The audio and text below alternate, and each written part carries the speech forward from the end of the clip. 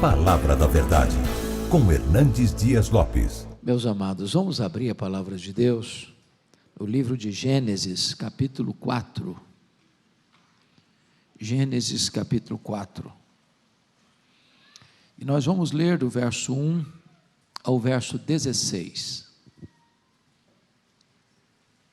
Lido o texto, peço que você mantenha a Bíblia aberta comigo na passagem que vamos ler.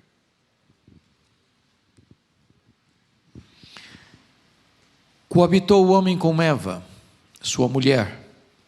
Esta concebeu e deu à luz a Caim. Então disse: adquiri um varão com o auxílio do Senhor.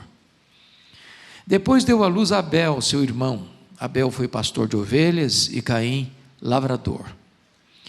Aconteceu que no fim de uns tempos trouxe Caim do fruto da terra uma oferta ao Senhor. Abel, por sua vez, trouxe das primícias do seu rebanho e da gordura deste.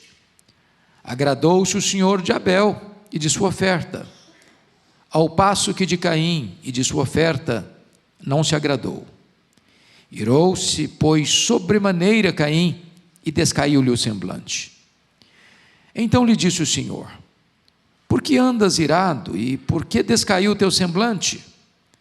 Se procederes bem, não é certo que serás aceito. Se todavia procederes mal, eis que o pecado jaz à porta.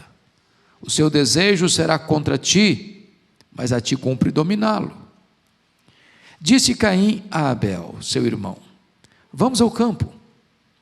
Estando eles no campo, sucedeu que se levantou Caim contra Abel, seu irmão, e o matou.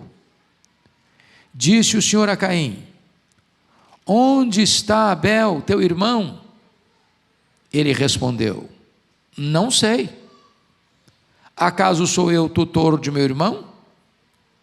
E disse Deus: que fizeste? A voz do sangue de teu irmão clama da terra a mim. És agora, pois, maldito por sobre a terra, cuja boca se abriu para receber de tuas mãos o sangue de teu irmão. Quando lavrares o solo, não te dará ele a sua força. Serás fugitivo e errante pela terra. Então disse Caim ao Senhor: é tamanho o meu castigo que já não posso suportá-lo. Eis que hoje me lanças da face da terra, e da tua presença hei de esconder-me. Serei fugitivo e errante pela terra. Quem comigo se encontrar me matará. O Senhor, porém, lhe disse: assim qualquer que matar a Caim será vingado 7 vezes. E pôs o Senhor um sinal em Caim, para que o não ferisse de morte quem quer que o encontrasse. Retirou-se Caim da presença do Senhor, e habitou na terra de Nod, ao oriente do Éden. O tema que eu quero tratar com os irmãos nesta noite é: cuidado com os seus sentimentos. Cuidado com os seus sentimentos. Matthew Henry, ilustre comentarista bíblico, disse que neste capítulo, neste episódio, nós temos o mundo e a igreja dentro de uma mesma família. Nós temos Caim e temos um Abel numa mesma família. Esse texto é soleníssimo, porque ele alerta a você e a mim que o nosso maior problema não está fora de nós, está dentro de nós. O nosso maior inimigo não é o outro, somos nós mesmos. No capítulo 3, nós percebemos que Adão e Eva são vencidos pelo diabo. Mas neste capítulo, Caim é vencido pela carne. No capítulo 3, Eva é seduzida a pecar. Mas no capítulo 4, Caim não aceitou ser dissuadido do seu pecado, nem mesmo por Deus. Na verdade, ele não vai confessar o pecado, nem vai aceitar a disciplina divina. Eu queria então tratar desse assunto com os meus irmãos à luz desse texto, trazendo aqui algumas lições muito importantes para a nossa reflexão. Primeira lição do texto: temos que ter cuidado com os nossos sentimentos, porque eles são muito perigosos e eles transpiram dentro da família. Esse texto, meus irmãos, é uma refutação clara de uma filosofia muito popular nos nossos dias, já estabelecida por John Locke. Vejam vocês, que John Locke dizia que o homem é uma tábua rasa, uma folha em branco. O homem é produto do meio. Mas vejam comigo, que Abel e Caim não tinham um meio corrompido, maligno, para atingi-los. Não tinha violência, não tinha tráfico de drogas, não tinha injustiça social, não tinha descalabro de costumes. Na verdade, Caim e Abel não tinham avós, não tinha tios, não tinha primos, não tinha sobrinhos, não tinha amigos, não tinha inimigos, não tinha poluição sonora, não tinha poluição ambiental, não tinha desemprego, não tinha violência urbana, não tinha sociedade promíscua. Mas o mal estava no coração de Caim. O problema está dentro dele. Ele transforma o seu lar numa arena de ciúmes, num ringue de hostilidade. As causas do desastre da família não estavam do lado de fora, estavam do lado de dentro. Então cai por terra essa ideia de que o homem é uma folha em branco, uma tábua rasa, produto do meio. Isso retrata para nós a malignidade do pecado. Segundo lugar, a família de Adão e Eva prova que nem todos sabem lidar com os sentimentos. Notem vocês que Caim e Abel nascem de um mesmo tronco. São filhos dos mesmos pais, pai e mãe. Eles recebem as mesmas instruções. Eles sugam o mesmo leite materno. Eles vivem no mesmo ambiente. Eles escutam as mesmas histórias. Entretanto, diz 1 de João 3,12, que Caim era do maligno. E Abel era um homem temente a Deus. Caim era um hipócrita. E Abel era um homem temente a Deus. Caim tinha uma falsa religião. Abel tinha uma religião verdadeira. Abel adorava a Deus. Caim concorria com seu irmão. Notem que esses dois irmãos nascem na mesma casa, mas eles crescem de forma diferente. Eles têm vocação diferente. Eles têm religiões diferentes. A religião de Abel era verdadeira, a de Caim era falsa. O que é curioso é que quando os meninos nascem, nasce o Caim, o primogênito, e recebe o nome possessão, ou adquirido por Deus.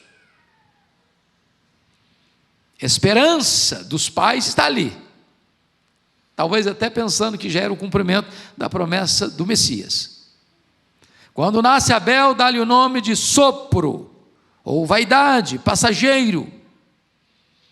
Quando dão o nome de Caim, os pais estão dando um nome pomposo, cheio de esperança, cheio de expectativa, mas dar nome bonito aos filhos não é tudo. Não é tudo. Não basta dar nomes bonitos aos filhos. É preciso forjar neles caráter de Cristo, instruí-los na verdade. Então vejam vocês que nesse lar havia prática religiosa. E onde eles aprenderam isso? Com os pais, porque não tinha outros instrutores. Ambos se apresentam para adorar a Deus. Está escrito isso. Versículo 3: aconteceu que no fim de uns tempos trouxe Caim do fruto da terra uma oferta ao Senhor. Abel, por sua vez, trouxe das primícias do seu rebanho da gordura deste. Então, ambos se apresentam para adorar. Porém, o que se percebe nos bastidores é que nessa casa onde tem altar, tem também ciúmes, inveja, disputa, quebra de comunhão, crise de relacionamento, mágoa congelada, insatisfação em ver o sucesso do outro. Nesse lar tem gente mal-humorada, gente que tem um vulcão no coração, gente que o semblante está descaído, o coração envenenado de ira, com o peito encharcado de ódio, e a vida deixa de ser uma celebração.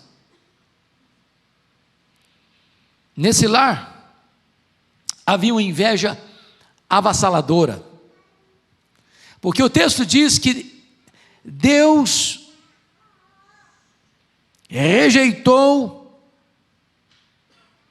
Caim e a sua oferta, não se agradou de Caim e de sua oferta, enquanto Deus se agradou de Abel e da sua oferta. E aqui entra uma disputa de Caim, e diz o texto que ele fica irado, e não é só irado, versículo 5 diz que irou-se sobremaneira, e descaiu o seu semblante. E notem vocês que nós chamamos isso de inveja. Inveja é pior que ódio. Sabe por quê? Porque uma pessoa que tem inveja da outra, ela não suporta que a outra tenha qualquer vantagem em relação a ela. Foi a história do Saul e do Davi.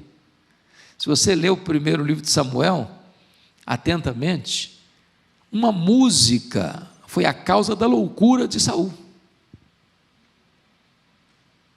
Uma música que fez sucesso nas paradas da FM de Israel. Saul matou seus milhares, Davi os seus 10 milhares, isso perturbou a alma dele. Nunca mais ele teve saúde emocional. Nunca mais. Porque na cabeça do Saul, ninguém podia ser mais prestigiado do que ele.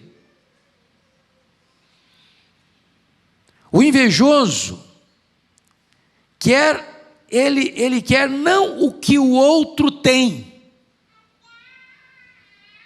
O invejoso não quer que o outro tenha.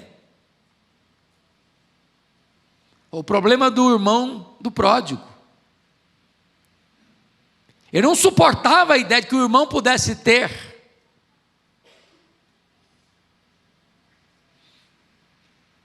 Cobiçar é desejar não apenas o que é do outro, é desejar a destruição do outro. Quando você lê, por exemplo, a invasão do Iraque ao Kuwait,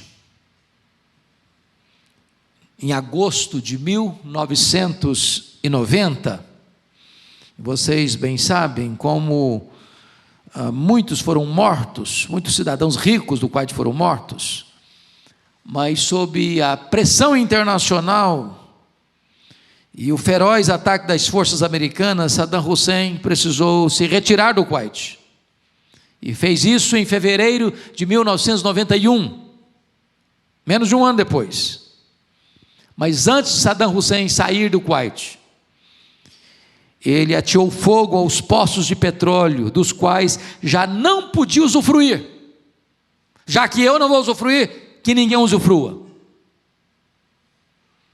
Já viu isso em crimes passionais? Se você não for minha mulher, mulher de ninguém você vai ser mais, então mata. Você terminou o meu namoro comigo? Então morre. Se não é meu, não é minha, não é meu, então não vai ser de mais ninguém. É por isso que a Bíblia vai dizer lá em 1 de João 3,12 que o Caim era filho do maligno, ele era do maligno, porque o maligno é destruidor. Ele não suporta ver o sucesso do outro, ele não suporta ver o bem do outro, ele não suporta que o outro seja na frente dele. Essa é a famosa lenda da cobra e do vagalume. A cobra começou a perseguir o vagalume, e o vagalume pulando aqui para ali, dali para acolá, tentando se livrar do ataque feroz da cobra. Cansado de tanto fugir, o vagalume para e pergunta para a cobra assim: bom, antes de ser destruído, eu posso fazer pelo menos 3 perguntas? A cobra diz: tá bom, faço concessão, vamos lá. Primeira pergunta: eu te fiz algum mal para você estar me perseguindo? A cobra diz: não, você não fez mal nenhum para mim não. Segunda pergunta: eu faço parte da sua cadeia de alimentação para você estar me perseguindo? A cobra diz: não, você não faz parte da minha cadeia de alimentação também não. Terceira pergunta: então por que você quer me destruir? A cobra respondeu: porque eu não tolero ver você brilhar. Eu não tolero ver você brilhar. Esse é o ciumento. É uma doença terrível, é um pecado terrível. Segundo lugar, irmão, segunda lição do texto: os sentimentos perigosos, eles são tão sutis, e por isso temos que ter cuidado com eles, que eles transpiram até na hora da adoração. E a adoração é a maior prioridade da nossa vida. Não é missões que é a maior prioridade da vida, é adoração. Porque missões acontecem para que todos os povos adorem a Deus. O fim último não é o homem, é Deus, é a glória de Deus. O fim principal do homem é glorificar a Deus e gozá-lo para sempre. E a missão mais nobre do homem, mais importante do homem é a adoração. Mas notem, que antes de Deus aceitar a nossa adoração, Ele precisa aceitar a nossa vida. Não tem performance, não tem desempenho, não é quão brilhante você foi no palco, não é quão afinado você cantou, não é quão generosa foi a oferta que você depositou, não quão eloquente foi o sermão que você pregou. Deus requer primeiro vida. E vejam vocês que o texto diz graficamente que primeiro Deus agradou-se de Abel e depois Deus agradou-se da oferta de Abel. Primeiro Deus rejeitou Caim e depois Deus rejeitou a oferta de Caim. É o pacote, é o conjunto. A vida vai primeiro que a oferta, é a essência da oferta. É por isso que a Bíblia diz lá em Provérbios 21, 27, que o sacrifício do ímpio é abominação para Deus. E é nesse sentido também que Jesus Cristo disse que Deus é espírito. E importa que os seus adoradores o adorem em espírito e em verdade. E note você que espírito aí não é com letra maiúscula, é com letra minúscula. Quando o texto diz adorar em espírito e em verdade, significa, em espírito significa de todo o seu coração, sinceramente, não de forma hipócrita. E em verdade significa que o seu culto tem que ser bíblico, de acordo com as próprias prescrições divinas. Eu não tenho autorização para adorar a Deus do meu jeito, do meu modo, da minha maneira, do jeito que eu quero ou gosto, ou da maneira que as pessoas querem traçar, ou ensinar, ou orientar. Não, Deus estabeleceu na sua palavra a maneira como Ele quer ser adorado. Mas se você perceber, a vida de Caim desmente a sua oferta por algumas razões. Primeiro, 1 de João 3,12 diz que ele era do maligno, e por isso assassinou seu irmão. Então maligno não adora, filho do maligno não adora, mata. Segundo, versículo 5, ele está mal-humorado, o centro da vida dele é ele mesmo. Terceiro, ele está muito irado, excessivamente irado. Sabe o que a Bíblia diz? Irai-vos e não pequeis. Não se deixe pôr o sol sobre a vossa ira, e nem deis lugar ao diabo. O diabo estava morando no peito de Caim. Ele não abriu uma brecha, ele abriu uma porta escancarada para o diabo entrar. Quarto, ele era invejoso. Quando a Bíblia diz que ao passo que de Caim, de sua oferta, não se agradou Deus, aí entra o problema do Caim, porque Deus se agradou de Abel da sua oferta. Talvez se Deus tivesse não se agradado de Abel e da sua oferta, o Caim não estaria na crise que está. Porque o projeto dele não é agradar a Deus, o projeto dele é concorrer com o irmão. Quinto, versículo 7, ele tinha mau comportamento ou mau procedimento, e Deus disse: se procederes bem, não é certo que serás aceito. Ou seja, o que importa para Deus não é aquele ato apenas de estar ali no altar, é o que aconteceu até ao altar. O procedimento dele anterior não estava certo. Sexto, o coração dele estava endurecido, porque Deus diz no verso 7, na parte final: se todavia procederes mal, eis que o pecado jaz à porta, o seu desejo será contra ti, mas a ti cumpre dominá-lo. E o que você vai perceber, que em vez dele acolher e acatar a exortação de Deus, ele se endurece mais ainda, ele se fecha mais ainda, porque o verso 8 diz que ele, hipocritamente, com palavras aveludadas e macias, tem no coração uma espada que fere para matar o irmão. Em vez de acolher a exortação, ele sai dali para matar seu irmão. Se você perceber, a oferta de Abel é a oferta de um adorador humilde, porque o que Abel faz? Abel tem a vida certa e tem a oferta certa. Ele traz das primícias do seu rebanho. E certamente Adão e Eva já tinham contado para eles, os filhos, de como Deus os vestira no Éden. Um animal foi sacrificado, sangue foi derramado, para que eles fossem convenientemente vestidos. Deus fez roupas de peles de animais, e aquilo não é apenas uma roupa mais chique do que folhas, ou mais duradoura do que folhas.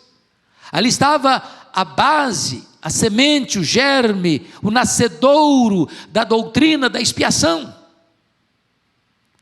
de que o inocente tem que morrer, o sangue tem que ser derramado, para que o pecador seja coberto, porque sem derramamento de sangue não há remissão de pecados. Quando Abel traz as primícias do seu rebanho, ele está reconhecendo que a forma que Deus queria ser adorada já estava estabelecida desde o princípio, e ele não quer mudar esse princípio, ele não quer mudar essa norma, ele não quer mudar esse planejamento de Deus, esse propósito de Deus na adoração. A oferta de Abel era apropriada, pois tipificava o sacrifício de Cristo, enquanto a oferta de Caim representava o melhor esforço do homem. Um é a salvação pela graça, outro é a tentativa da salvação pelas obras. O culto de Abel é bíblico e revelado, não é apenas uma expressão cultural, não é o que eu gosto, não é simplesmente para eu me sentir bem, não é para atender o gosto deste ou daquele, ou a preferência do povo. Não podemos trazer fogo estranho para o altar. O culto de Caim foi um culto elaborado por ele e não prescrito por Deus. Então Deus rejeita Caim, Deus rejeita a oferta de Caim. Abel cultua Deus com verdade, com motivação certa, enquanto que a religião de Caim é a religião da perseguição. Ele decreta a morte para quem não segue a sua teologia. Mas, amados irmãos, vamos olhar um pouco mais esse texto, para tratar dos sentimentos perigosos e perceber uma terceira lição, uma terceira verdade. É que esses sentimentos precisam ter cuidado, nós precisamos ter cuidado com eles, porque eles se agravam quando nós desprezamos a advertência de Deus.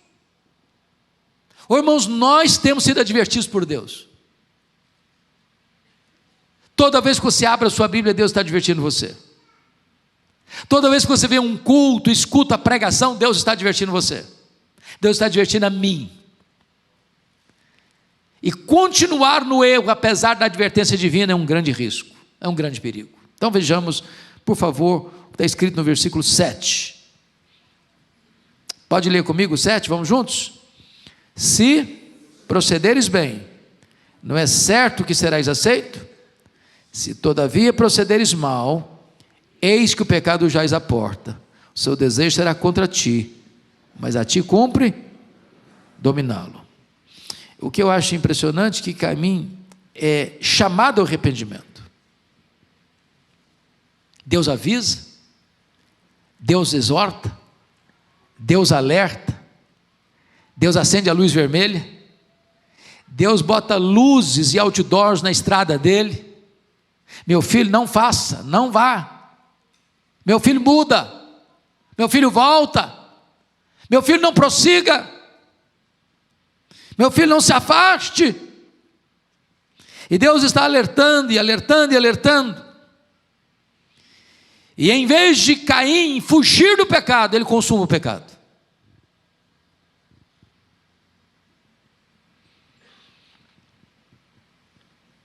Na verdade, o Caim, em vez de voltar-se para Deus, ele foge de Deus e usa máscaras para consumar o seu pecado. Se não, vejamos. A primeira máscara é a máscara da mentira, da traição e da hipocrisia. Olha a palavra que ele vai dizer no verso 8. Leia o 8 comigo. Disse Caim a Abel, seu irmão: vamos ao campo.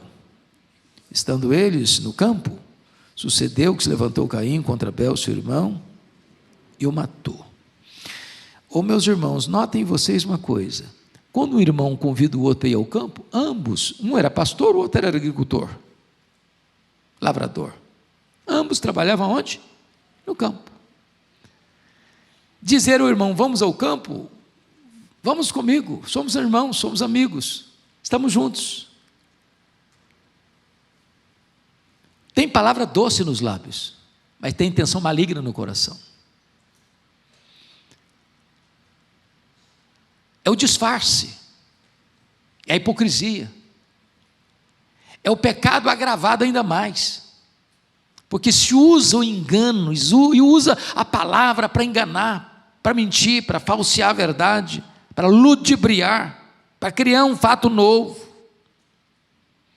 Isso é gravíssimo. E notem que ele está odiando Abel, não porque Abel praticou o mal contra ele, porque Abel praticou o bem. Ele não está querendo matar o Abel porque o Abel está errado, ele está querendo matar o Abel porque o Abel está certo. O que incomoda o Caim não são as virtudes do Abel, não são os defeitos do Abel, são as virtudes do Abel. Em vez de ele imitar Abel, ele quer eliminar o Abel. Em segundo lugar, a máscara da violência. Caim matou Abel sem que Abel soubesse que estava indo para uma armadilha e sem que Abel pudesse se defender. Ele se levanta abruptamente. O Abel está indo como um cordeiro para o matadouro. Terceiro, a máscara da crueldade. Ele se levantou não contra o inimigo, contra o irmão. E ele ainda é dissimulado. Porque, sabe o que é curioso? Ele matou no campo. Naquela época tinha 4 pessoas no planeta. Tinha Adão, tinha Eva, tinha Caim, tinha quem mesmo? Abel. Ele comete um crime sem testemunha. O texto não diz o que ele fez com o corpo do Abel. Talvez enterrou. Ou talvez deixou lá para uma besta fera comer. E ele volta para casa. Numa boa. Como há pouco tempo eu li, pastor Ival, aqui em São Paulo, de um matador de aluguel, que recebeu um valor para matar uma pessoa, porque ele não sabia quem era, nunca tinha falado mal dele, nunca tinha feito mal para ele, mas recebeu a grana. Chegou lá, deu 5 tiros na pessoa, foi para casa, tomou um banho, jantou, dormiu. Não há culpa, nenhum drama de consciência. E agora diz o texto que Deus do céu troveja aos ouvidos de Caim e diz: Caim, onde está teu irmão Abel? Cadê o cara? Ah, mas eu não sei. Ué, cadê o homem? Ele é adulto. Sou tutor dele não. Não tem testemunha. Queima de arquivo. E aqueles pecados que são feitos jeitosamente, no escuro, no anonimato, longe das vistas humanas, não podem ser escondidos de Deus. Deus viu Adão e Eva comerem do fruto. Deus viu o Caim assassinando Abel. Deus viu Acã roubando os objetos proibidos em Jericó. Deus viu Davi na cama do adultério. Deus viu o Davi mandando matar Urias. Deus viu, Deus vê, Deus sabe, Deus conhece. E por isso é que esses pecados não podem ser o quê? Encobertos. E eu quero concluir dizendo para você que a maldição do pecado é um terrível peso sobre o transgressor. Você pode ler comigo aí o versículo de número 13, por gentileza? Vamos juntos? Então disse Caim ao Senhor: é tamanho o meu castigo que já não posso suportá-lo. Vejam vocês que nenhum arrependimento. Nenhum arrependimento. Ele está preocupado com quem aqui? Com ele mesmo.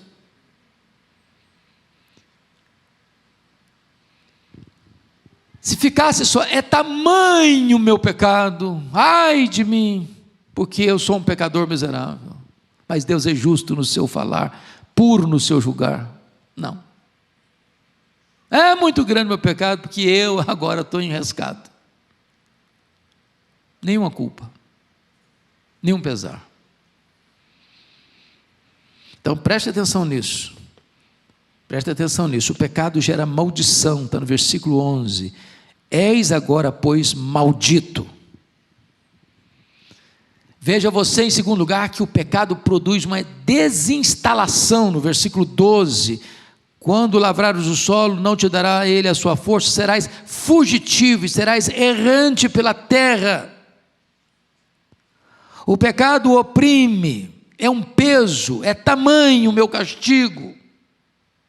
E mais, notem você, ele não vai ficar livre nunca dessa culpa, porque o verso 15 diz: o Senhor, porém, lhe disse: assim qualquer que matar Caim será vingado 10 vezes, e pôs o Senhor um sinal em Caim. Eu não sei que sinal é esse, e a Bíblia não revelou.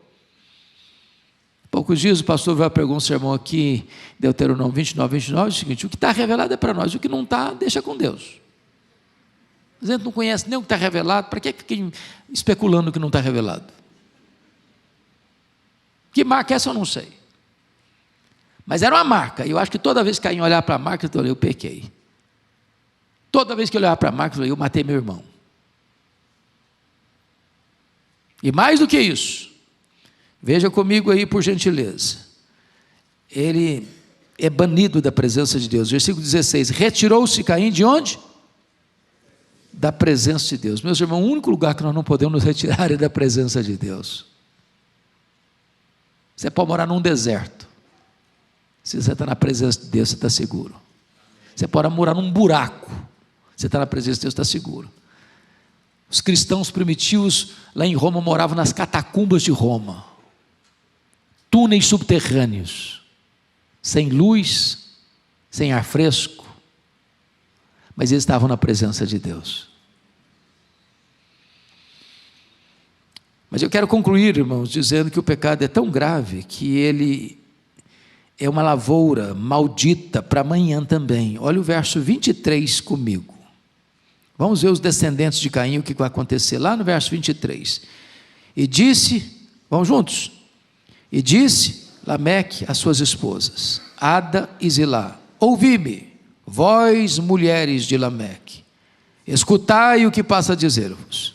Matei um homem porque ele me feriu, e um rapaz porque me pisou. O cara vai se tornar bígamo. Daqui começa também a poligamia, a destruição da estrutura familiar, conforme Deus a estabeleceu. E aqui um camarada diz: não gostei de você, eu te mato. Pisou no meu pé, eu te mato. A vida vai perdendo o valor e o significado. É só a partir de 7 que as pessoas vão começar a andar com Deus. E eu concluo dizendo o seguinte a você: nós temos que tomar cuidado com os nossos sentimentos, porque isso não apenas atinge a nós, isso atinge a nossa descendência. Nós estamos fazendo uma semeadura. Isso vai atingir os nossos filhos, os nossos netos, os nossos bisnetos, as gerações pósteras. Essa é a realidade que a Bíblia nos apresenta. Mas hoje nós estamos diante da graça de Deus, do sangue de Jesus, da oferta da transformação. E eu jamais queria que você hoje pensasse: mas isso aqui é uma história antiga, de uma família antiga, isso não tem nada a ver comigo. O nosso coração é tão desesperadamente corrupto como o coração de Caim. Não pense você que esse é um problema dos pagãos. Isso é um problema de gente que levanta altar para Deus. Esses perigos e ameaças não estão lá do lado de fora, estão cá do lado de dentro. E não estão cá do lado de dentro de uma instituição chamada igreja, estão cá do lado de dentro do nosso peito, no secreto da nossa alma. E hoje Deus quer tratar com você e comigo. Se há uma nesga de mágoa, de ciúmes, de inveja, de ira, se nós estamos cultuando a Deus, mas o centro de tudo é a nossa própria pessoa, se nós não suportamos ver o outro se destacar, porque o centro do mundo parece ser a nossa própria vida, hoje precisamos ser tratados por Deus, sermos libertos por Deus, de sermos curados por Deus, para que sejamos aceitos e o nosso culto seja recebido e a nossa descendência seja santa, que possa cultivar um relacionamento pessoal com Deus. Vamos orar juntos. Deus está aqui. Ele é o Deus de toda graça. Ele é o Deus que perdoa, Ele é o Deus que restaura, Ele é o Deus que faz novas todas as coisas.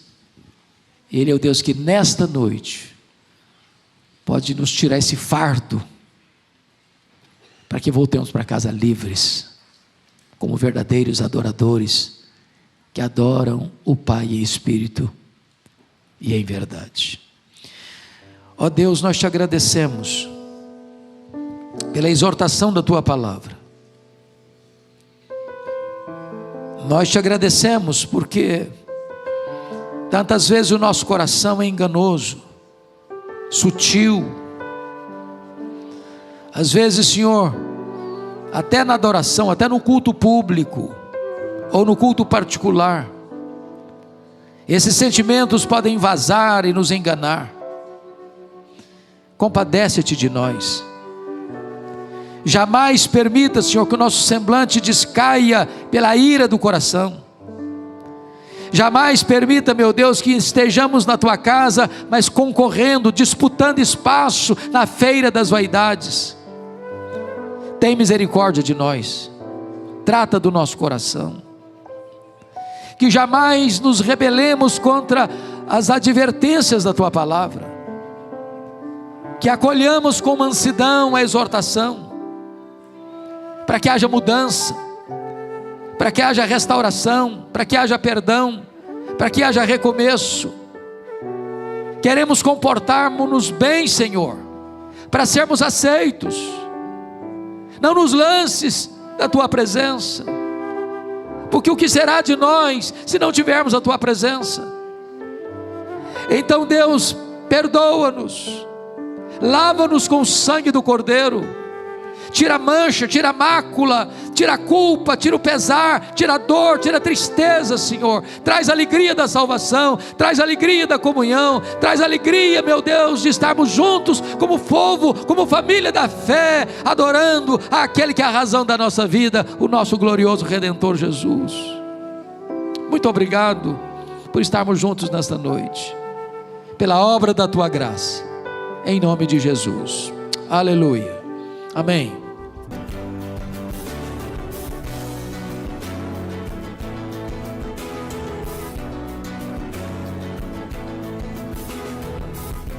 Palavra da Verdade, com Hernandes Dias Lopes.